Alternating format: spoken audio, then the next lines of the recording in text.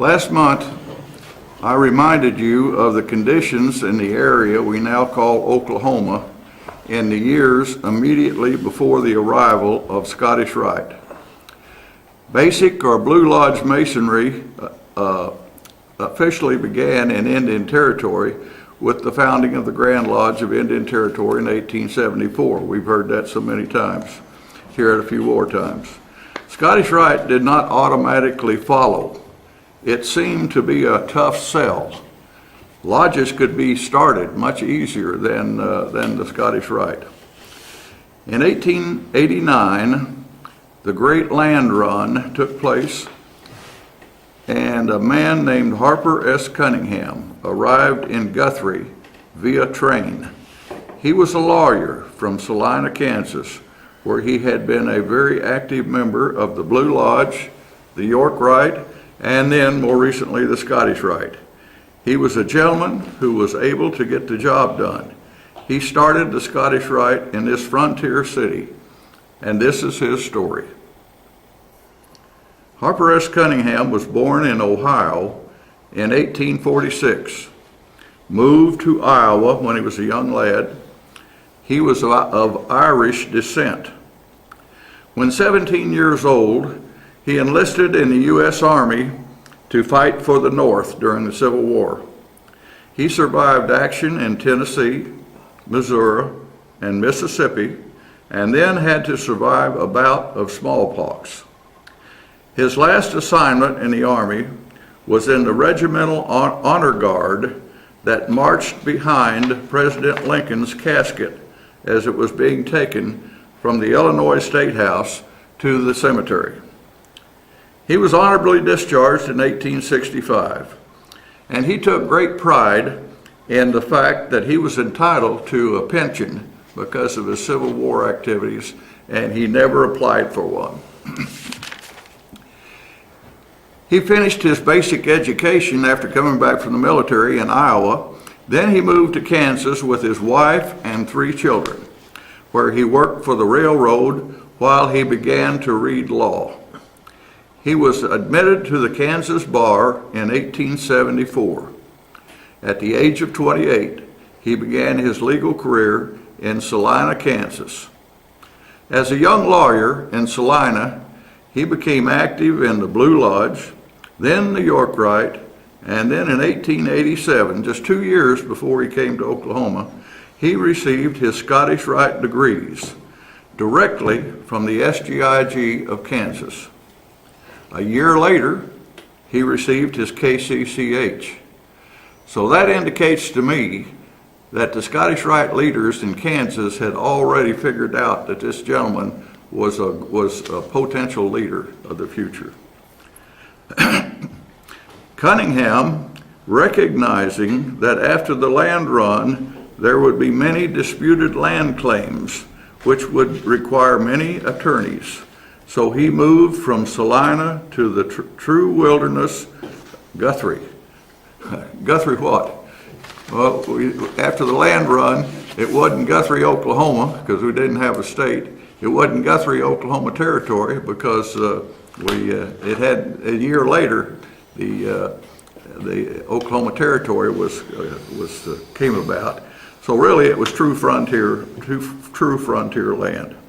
Anyway, keep in mind that Guthrie was a village of 50 to 100 people, mostly federal government and railroad officials, and then it grew to a town of over 10,000 in one day. April the 22nd, 1889. Of course, it was a tent city those first few months. There was no form of government, so it was the true frontier days. A year, as mentioned, a year and 1 month later, May of 1890, this area was officially designated Oklahoma Territory. In a city directory published a few months after the Guthrie's amazing growth in one day, it listed the following count of business activities. It seemed interesting to me, so I'm going to slip this in here. They had 6 banks. Now that sounds awful large number for just a short period of time. But anyway, 6 banks, 16 barbers, 16 blacksmiths or wagon makers, 17 carpenters, 7 hardware stores, kind of unusual, 15 hotels, 32 lumber dealers, 40 restaurants, and 81 lawyers. 81 lawyers. Wow. So there were some other people besides Cunningham, other attorneys besides Cunningham, had the same idea that they needed to get to Guthrie. Well, so this was the state of affairs when Cunningham arrived in Guthrie. He became, quite quickly, he became one of the most popular and successful attorneys in the area. 7 months later, after the land run and after he had arrived, 7 months later, November the 5th, Guthrie formed a Blue Lodge. Now, that doesn't mean that all of these people that came in as entered apprentices, because many of the people on the land run were Masons in their previous locations. And so they got them all together, and they formed a Blue Lodge just 7 months after the run. Thereafter, Cunningham was also active in getting the York Rite organization going. The Scottish Rite Supreme Council was interested in getting its foot in the door in this kind of semi-wilderness area. You will recall the difficulties of previous unsuccessful attempts to plant LOPs in this area. As you all know, the Lodge of Perfection, this organization here, is the first step in creating a consistory. So you have to plant a Lodge of Perfection first before you can continue on and into the process of creating a consistory. So those unsuccessful attempts, of course, were in Muskogee and Chickasha. So in July of 1890, Harper Cunningham was appointed Deputy of the Supreme Council. Recognizing his leadership skills from Kansas, he was appointed the Deputy of the Supreme Council by Albert Pike. Pike was in failing health, and he never sent the appointment to the agenda for Supreme Council approval, so it was never on the books. So Cunningham was going on word of mouth as the deputy. Well, the acting deputy, Robert William Hill of Muskogee, continued his work. So it was during this period when the area had 2 deputies, and consequently both of them kind of quit working because of this situation. So finally in 1893, the problem was solved. Harper Cunningham was the official deputy, when Albert Pike's longtime secretary found the memo made 3 years earlier by Pike confirming Cunningham's appointment. So this was to take place. The former deputy's time that was supposed to run out in 1890, and that's when Cunningham's was supposed to start, but it didn't happen. So at last, Cunningham was the undisputed deputy of Oklahoma Territory 3 years after the fact. Cunningham wasted no time in launching his plan for Scottish Rite Masonry in this new territory, and he did it in a shrewd way. Although he had already received permission from Grand Commander Caswell to establish a Lodge of Perfection in Guthrie, but before the lodge was officially sanctioned and before it was public knowledge, Cunningham confronted a group of Masons. Actually, it was at a York Rite meeting. He told them he was going to instigate a Scottish Rite Lodge of Perfection somewhere in Oklahoma Territory, and hoped that Guthrie Masons would be interested enough to take the initial steps. However, he assured those present that other locations would serve his purposes. Well, the Guthrie men knew that full well that unless they acted quickly, Oklahoma City would be the logical choice for the Scottish Rite. The year was 1895, and the recent discovery of oil Oklahoma City had grown to be bigger than Guthrie. So, of course, having stirred these Masons' competitive nature, their response was spontaneous. Let's do it. And they did it. On January the 19th of 1896, letters temporary were issued to Guthrie for an actual lodge of perfection. At the time, they had 18 members. By June of 1897, their numbers had doubled to 36. Now remember, folks, this is frontier days, and this was really tough to get people to get involved in Masonic activities because so much was going on. And it wasn't a normal business life like we know that exists today. So anyway, this was a state of affairs, and they were doing quite well under those circumstances. By June of 1897, the numbers had doubled to 36. They had to make do for costumes and stage equipment. Most was handmade. Let me insert a note here now. Cunningham was a strong supporter of the theatrical style of degree presentation. More about this later, but I might mention the fact that what I mentioned was having to make these costumes and so forth was because he wanted this LOP to start off in the theatrical presentation manner.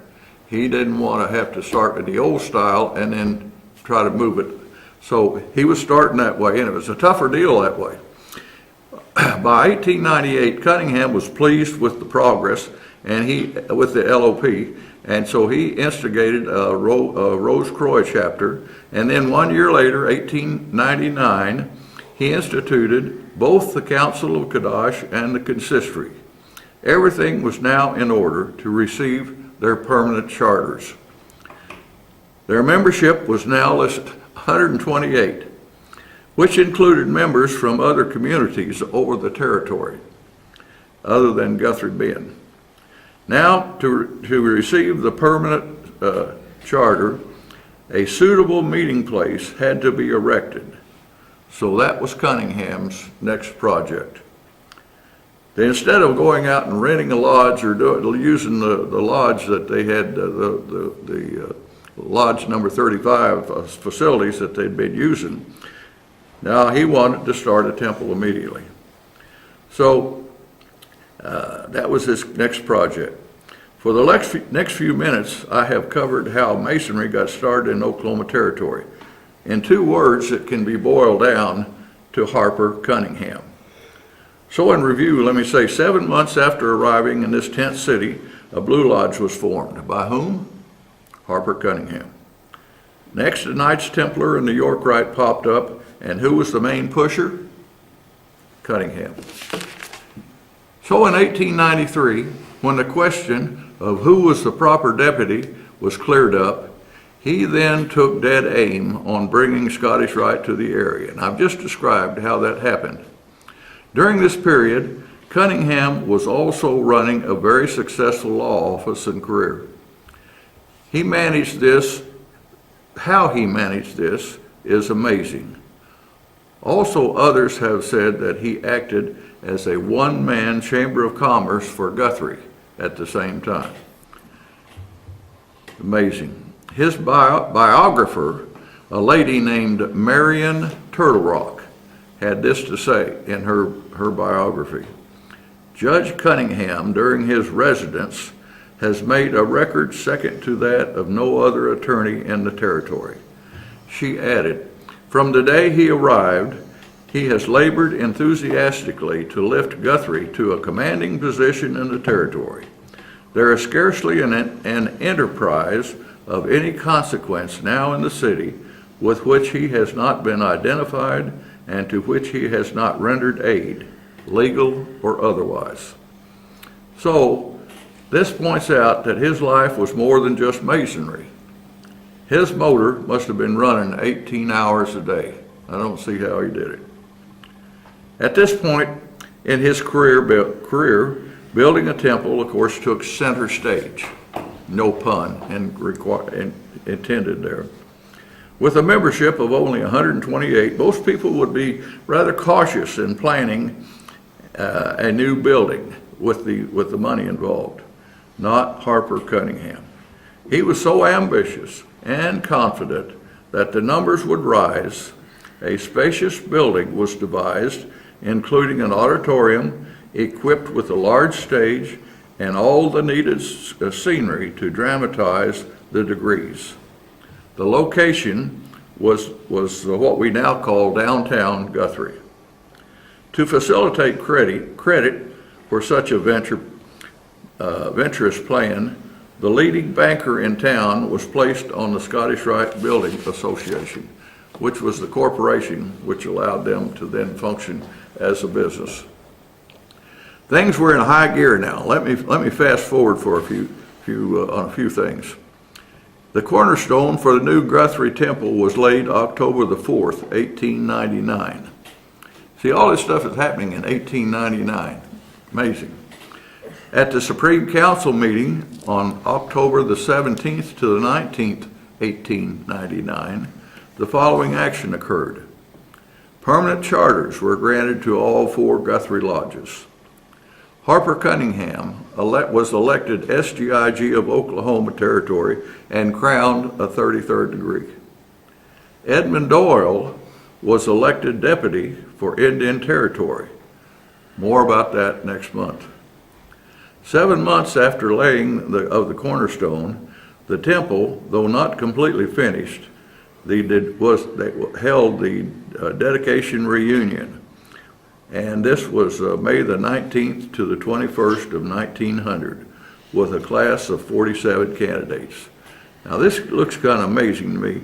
They laid the cornerstone on October the 4th of 99, and May, which is that's just 7 or 8 months, they had the temple almost completely built and had a class of 47 candidates.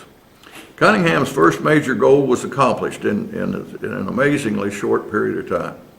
Blue Lodge temporary was issued in 1896, Rose-Croix Lodge in 1898, both the councils of Kadash and Consistory in 1899. On October 1899, permanent charters were granted. The temple was completed enough to hold their first reunion in 1900. That's just what I said. Scottish Rite was firmly planted in Guthrie, Oklahoma Territory by this amazing man, Harper Cunningham. During these years, Cunningham had become somewhat of a fair-haired boy with the Supreme Council leaders. As mentioned previously, Cunningham was a proponent for theatrical degree presentation, notwithstanding the fact that it had never been approved by the Southern jurisdiction. We've had this in previous talks, but as a reminder, Albert Pike, of course, was a longtime leader of the Southern jurisdiction, and he would have nothing to do with theater in the presentation of degrees. Now, the Northern jurisdiction had played with theater a little bit, and so they were using it not profusely, but to a certain degree. Anyway, but the Southern jurisdiction really had, they did not say you couldn't do it, but they hadn't sanctioned it. So that's where it was. And this was what Cunningham was trying to do, was to get the people that made the decisions to change this. Anyway, you will recall that, I already mentioned that. So Cunningham decided to take a chance. On the 3rd reunion, which was called the Jubilee Reunion in this new temple, it was April of 1901, Cunningham decided to invite the new Grand Commander.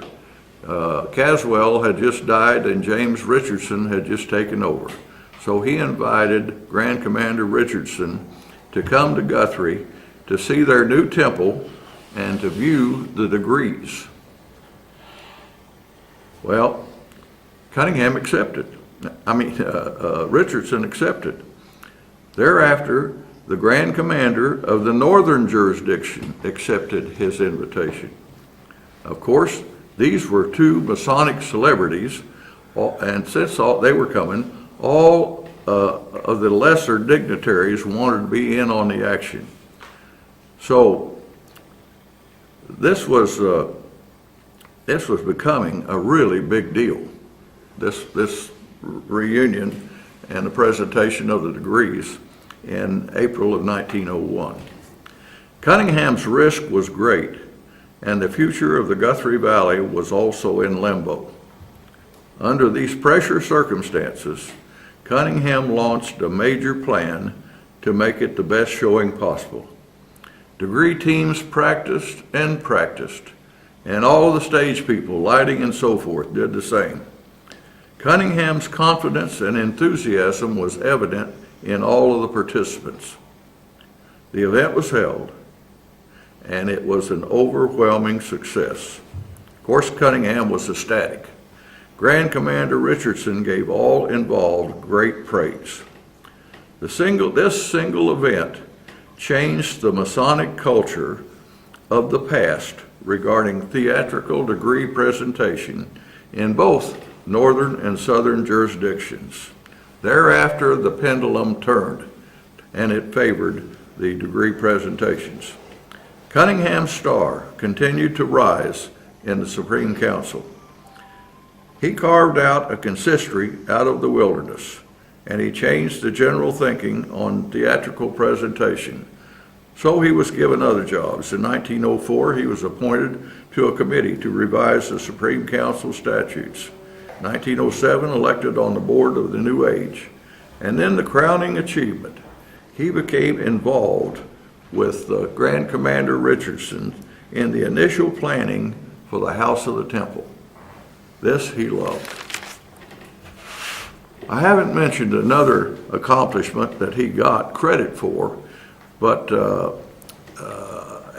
and that was getting Scottish Rite started in Indian Territory and another temple constructed. That's the temple in McAlester. Next month we will see who really was the guy who got that job done. Well, in 1910, Harper Cunningham was an SGIG transfer from Oklahoma to New Mexico, and they were in the planning stages for a new temple. He took his confident and enthusiastic manner of operation with him to this new assignment. While on business trip to Los Angeles regarding his new temple construction, Harper Samuel Cunningham died March the 10th, 1911, at the age of 65.